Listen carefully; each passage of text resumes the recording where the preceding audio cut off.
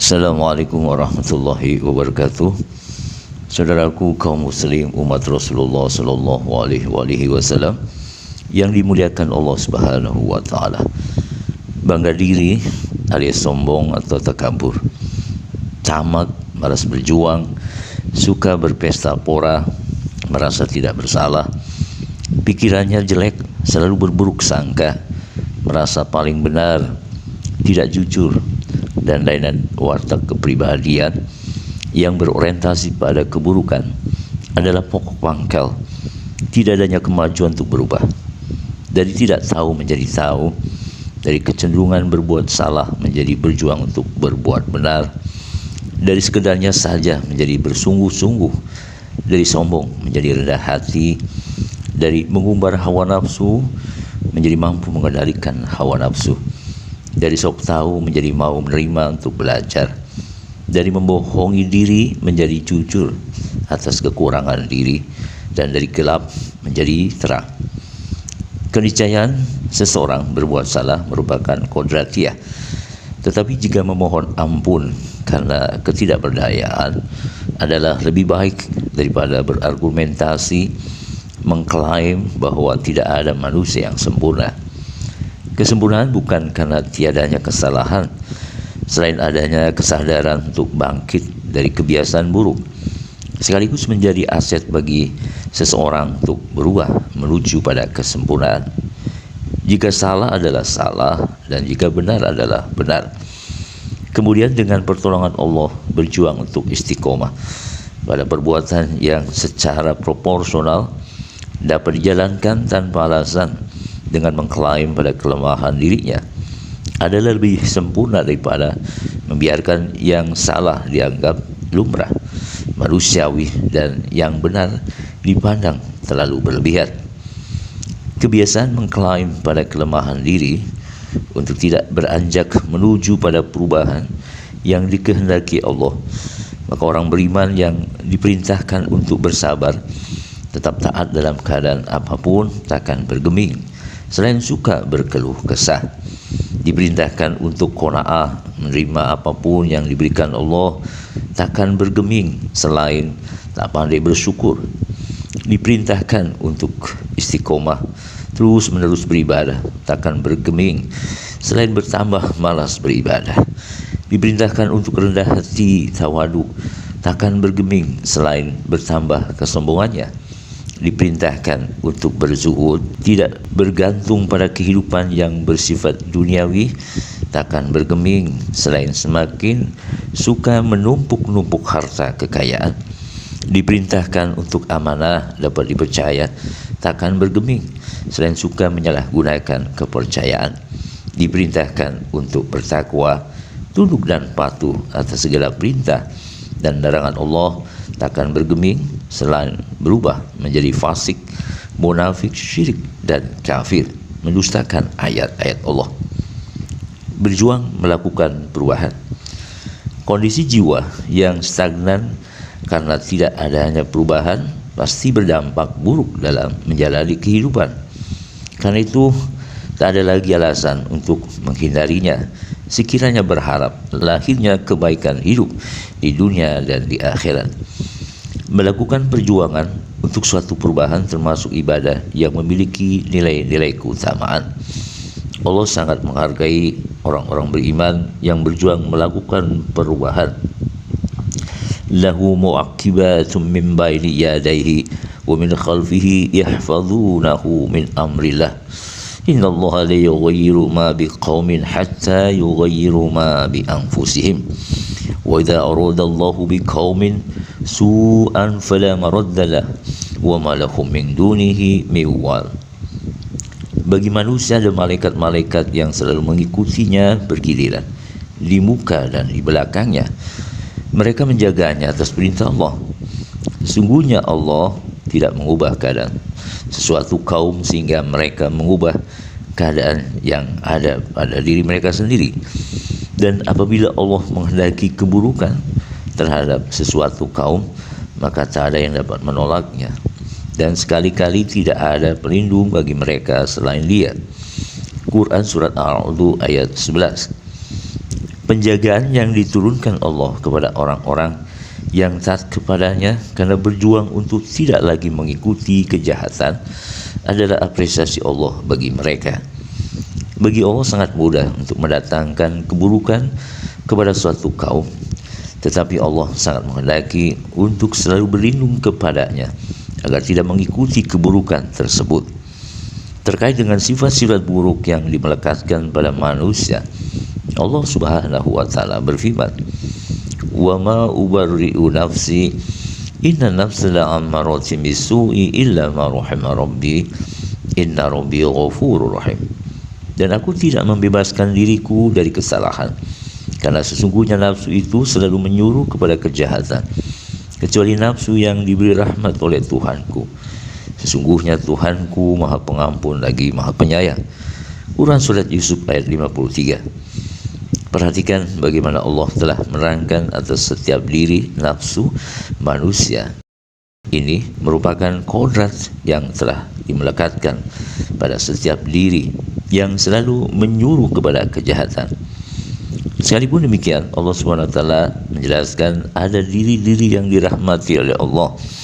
Kepada mereka Allah telah mengampuni dan menyayanginya. Siapakah diri yang dirahmati itu? Mereka adalah diri-diri yang mutmainah, diri para nabi dan orang-orang yang setia mengikutinya sudah pasti mendapati ketentraman jiwanya. Bagaimana dengan diri umat Nabi SAW?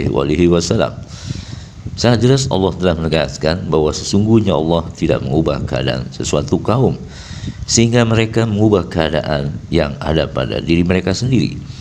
Artinya sesungguhnya Allah sangat menghendaki kaum mukmin untuk melakukan perubahan dengan sungguh-sungguh. Bagaimanakah cara melakukannya? Nabi yang mulia SAW telah menegaskan, jihadul akbar jihadun nafas. Perang terbesar adalah perang melawan hawa nafsu. Pernyataan Nabi SAW tersebut sangat mengait dengan ayat 53 surat Yusuf. Di antaranya disebutkan, 1. Setiap manusia tidak membebaskan dirinya dari kesalahan. 2. Sesungguhnya diri nafsu selalu menyuruh kepada kejahatan. 3. Ada nafsu yang tidak lagi mengikuti kejahatan karena Allah telah menyayanginya. 4. Allah Maha Pengampun lagi Maha Penyayang. Dengan kata lain, memerangi hawa nafsu tidak dapat lagi dipandang sepele jika berharap terjadinya perubahan. Dari kebiasaan mengikuti keburukan berubah selalu cenderung mengikuti kebenaran hingga Allah benar-benar menyayanginya. Allah sangat menghendaki agar kaum mukmin bersungguh-sungguh berjuang membersihkan sifat-sifat buruk dalam dirinya yang telah dimelekatkan oleh Allah. Selain sifat-sifat buruk, sesungguhnya Allah juga telah melekatkan sifat-sifat baiknya. Qad aflaha man zakkaha wa qad khaba man dassaha. Sesungguhnya beruntunglah orang yang menyucikan jiwa itu, dan sungguhnya merugilah orang yang mengotorinya. Quran Surat Asy-Syams ayat 9 sampai dengan 10. Berjuang menyucikan jiwa merupakan suatu proses yang harus dilakukan dengan niat yang tulus dan tekad hati yang kuat untuk membebaskan dari segala bentuk kejahatan yang dihembuskan oleh setan di dada. Kesadaran akal sangat memegang peran penting dalam berjuang menyucikan jiwa. Dalam hal ini harus ada kesediaan akal untuk melakukannya. Selama ini akal selalu berpikir mengikuti keinginan hawa nafsu, sangat jarang mengikuti kehendak Allah yang ada di hatinya. Sebagaimana telah dimaklumi bahwa manusia sungguhnya makhluk yang unik. Satu sisi manusia telah diberi kelebihan dengan akalnya sehingga dapat berpikir untuk mempertahankan hidup. Tetapi di sisi yang lain, Allah juga menempatkan hati rohaniah hingga memiliki peluang untuk dekat dengan dirinya. Allah telah menurunkan Rasulullah SAW dengan kitab sucinya Al-Quran untuk menerangkan hal demikian kepada kaum mukmin agar selalu tunduk dan patuh kepadanya.